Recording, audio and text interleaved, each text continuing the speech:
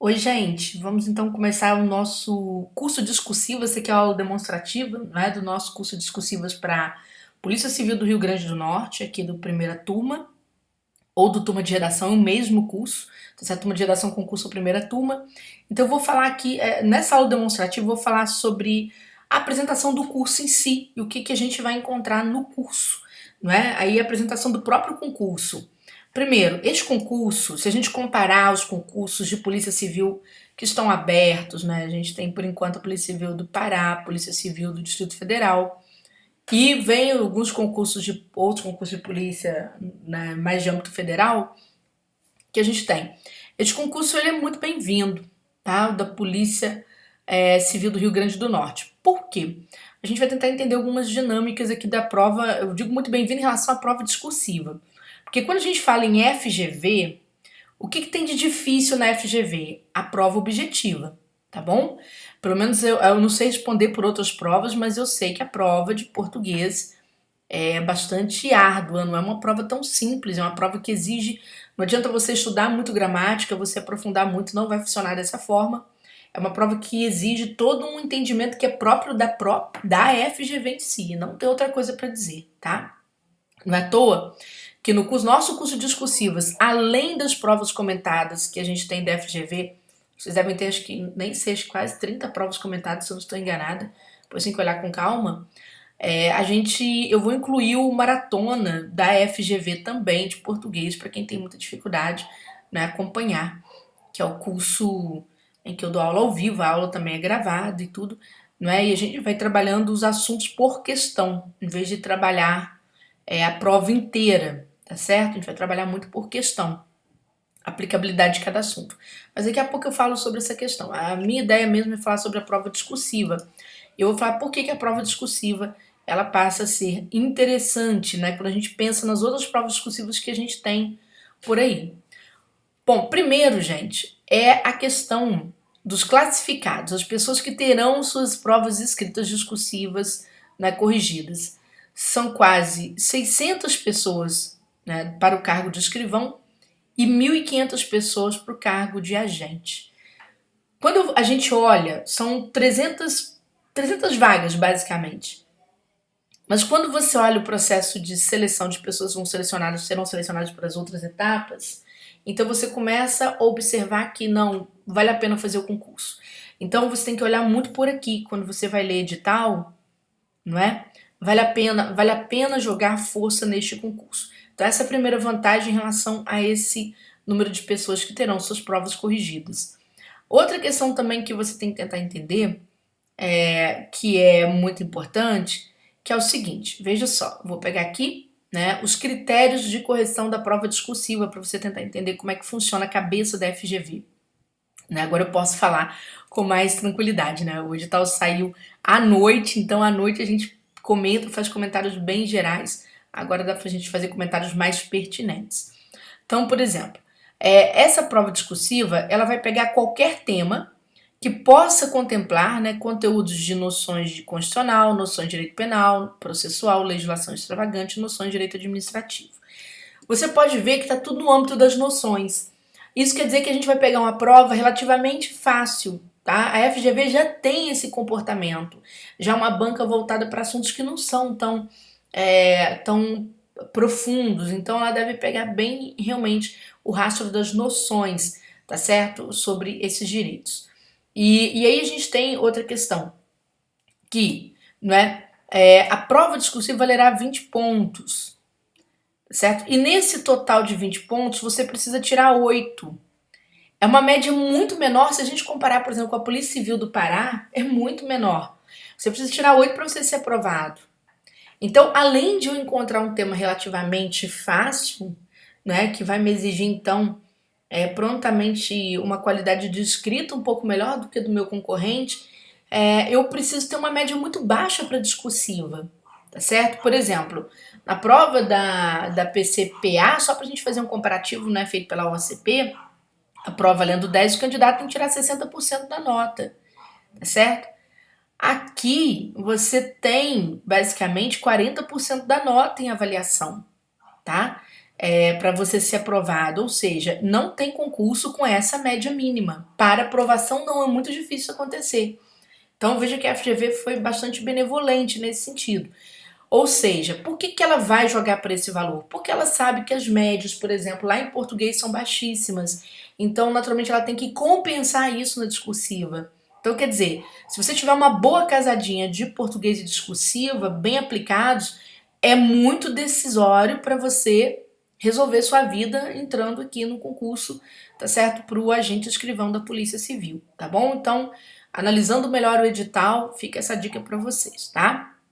Então, o que eles vão analisar na sua prova discursiva? Outra vantagem, né, que a gente tem. A banca vai analisar o acerto das respostas dadas, né, o grau de conhecimento do tema, a fluência e a coerência da exposição.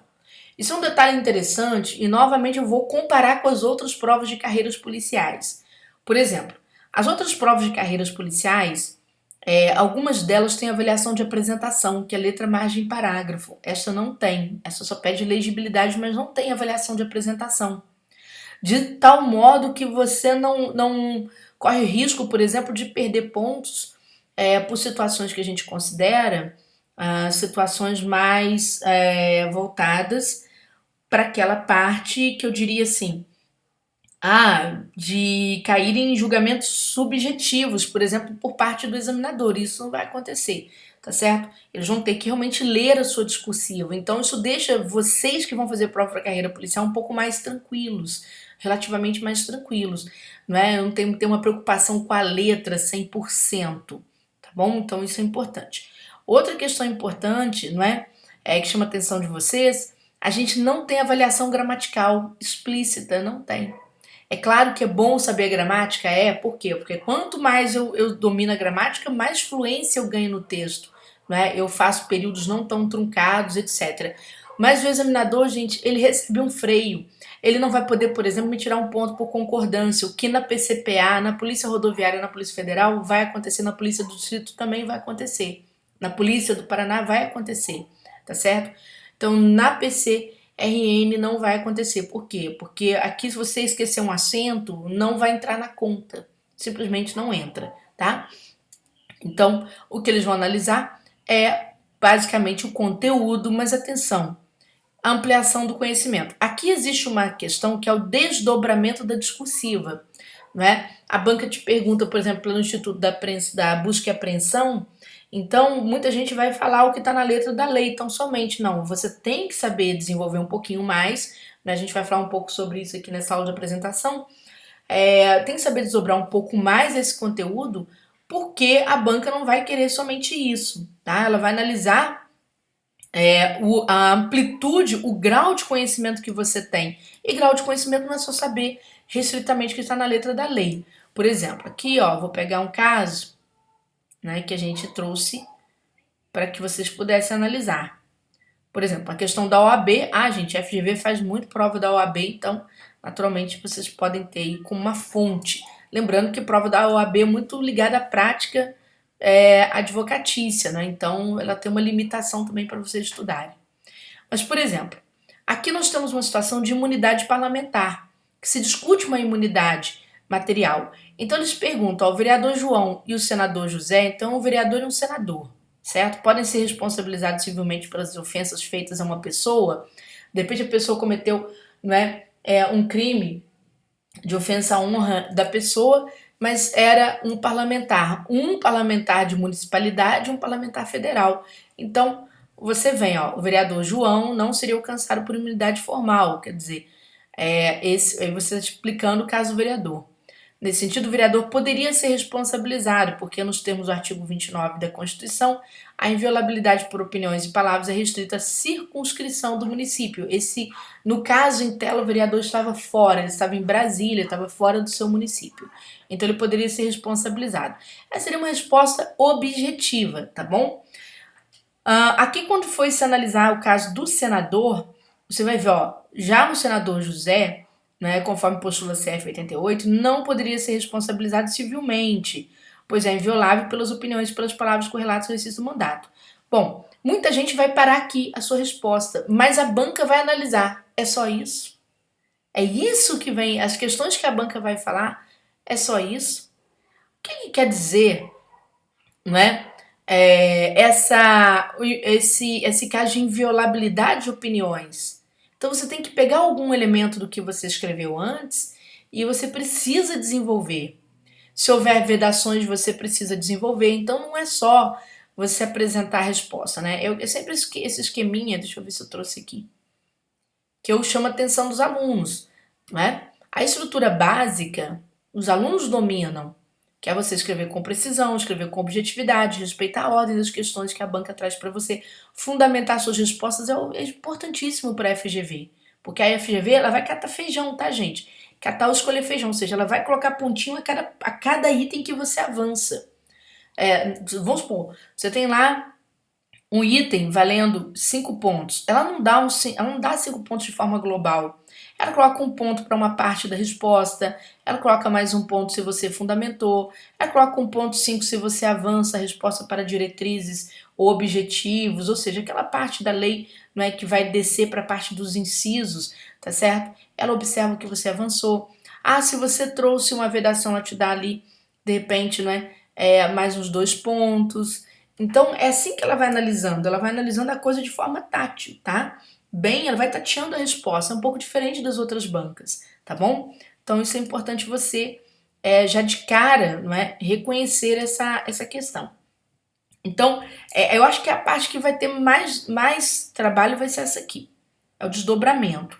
E a fluência, pessoal, é alcançada naturalmente sim pelo conhecimento gramatical. Né? Como eu disse, a banca não vai te tirar ponto porque você errou a concordância, mas saber concordância verbal, saber um paralelismo, saber utilizar ponto e vírgula, vão dar exatamente a fluência que a banca quer, tá bom? Quer dizer, ela não tira ponto por gramática, mas a gramática te beneficia se você dominar, tá bom? E a coerência da exposição, por exemplo, existe um dos itens da coerência que é a progressão textual, é muito perseguida pela FGV. O que é progressão? O assunto só pode caminhar adiante. Você não pode voltar a um assunto. Por exemplo, você tem dois assuntos, um assunto A e um assunto B, para você desenvolver. Então você desenvolve A, tal, você desenvolve B. Tem gente que volta ao assunto A. Então, aqui a pessoa comete um erro chamado circularidade, que é um erro que atrapalha a coerência textual. É um fator de coerência. Coerência é um assunto muito amplo, tá bom? É um fator de coerência. Coerência tem a ver com expressões que nós usamos para escrever, tá certo? Então, aí é que está a problemática toda, tá? Bom, nesse sentido, não é? O que a gente, pra gente terminar, o que é importante? O que a banca pode pegar aqui? Eu já até fiz um vídeo demonstrativo anterior, não é? Mas quais são os assuntos que poderiam vir na minha prova aqui pegando exatamente, olha só, deixa eu ver se eu acho aqui o programa. Então vamos lá, isso aqui é do delegado, né? Vamos falar aqui pro escrivão, né? Pro agente. Então, por exemplo, eles podem pedir alguma coisa de constitucional? Sempre quando pedem, eles vão direitos e garantias fundamentais. Sempre quando pedem, ficam aqui. Lembrando que o direito à vida, né, tá pesando bastante, e o direito à liberdade também, tá? Os remédios constitucionais também são bastante solicitados em provas discursivas desta banca, tá, gente? Muita atenção. E por fim, a ideia, não é, de defesa das instituições democráticas, tá certo, que envolve a segurança pública, você também precisa ficar atento, é objeto sim de prova discursiva da FGV, tá? Então delimitei aqui em constitucional o que ela mais cobra. Naturalmente, quando você chega aqui em noções de direito penal, processual, legislação extravagante, com certeza teremos uma questão envolvendo esse assunto, não é? E aqui eu já avanço um pouco mais para a parte de pode haver crimes contra a pessoa? Sim, mas acredito que eles venham mais aqui para crimes contra o patrimônio, por conta da mudança na legislação relacionada a roubo, furto, né? Aumento de práticas de estelionato, que aconteceu muito durante a Covid, então também o crime de receptação por conta dos crimes ligados aí à área dos transportes, principalmente, né? Receptação de carga roubada, carga, certo, furtada. Então vamos lá. Então muita atenção. Crimes contra a dignidade sexual estão na moda, né? Então, infelizmente, tem que ficar bastante atento aqui, tá? Depois a gente diz, né, crimes contra a administração pública também por conta do ano da Covid. Né? Muitos gestores públicos estão comprando, adquirindo, né, insumos e serviços para o combate à Covid. E naturalmente os abusos estão acontecendo. E a Polícia Civil já está tendo trabalho. Então você tem que entender gente dessa parte, tá? Inquérito policial numa prova de polícia civil, você tem que saber, tem que ter pelo menos uma questão sobre inquérito, porque é importante, né? Você, por exemplo, né? Essa parte de busca e apreensão bastante importante também, principalmente por conta da mudança que a gente teve na lei de abuso de autoridade, tá certo?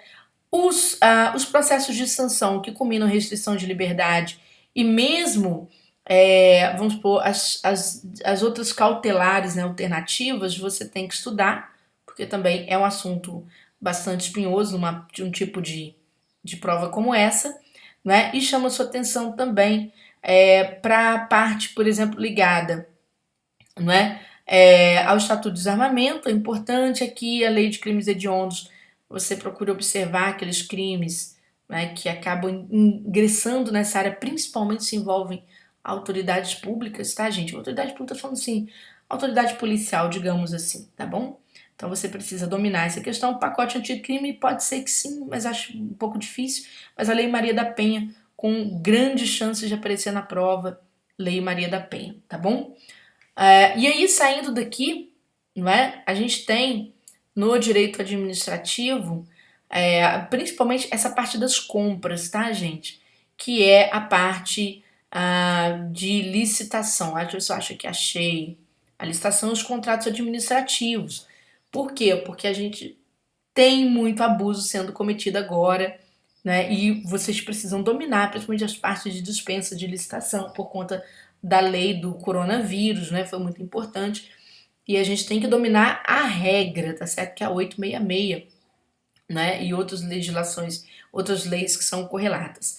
Então a gente tem que dominar todo esse cenário, porque isso pode ser objeto de prova no nosso concurso público, tá bom? Só pra gente não falar que não falou das flores, vamos pegar um pouquinho de português aqui, né? Pra gente entender o que a FGV cobra de português. Ela gosta de cobrar tudo, essa que é a verdade, não é? Mas a gente parar pra pensar como é que foram as últimas provas da FGV em relação à língua portuguesa, né? Bom, a banca gosta de trabalhar elementos de construção do texto. Elemento de construção de texto não é interpretação, tá, gente? É entender como os parágrafos dialogam entre si, não é? Se um parágrafo, se ele representa, se o texto foi constituído por divisão, né? Quando você tem um parágrafo trabalhando, por exemplo, 3 itens, aí você tem lá na introdução falando que o texto vai trabalhar 3 itens, então cada parágrafo trabalha um item, chama parágrafo construído por divisão. Se um período se opõe a outro, se um período é causa do outro, é consequência. Então, esses elementos de construção a banca gosta bastante de pedir, tá? Quando ela chega aqui em gênero do texto, na verdade ela adora pedir os tipos textuais.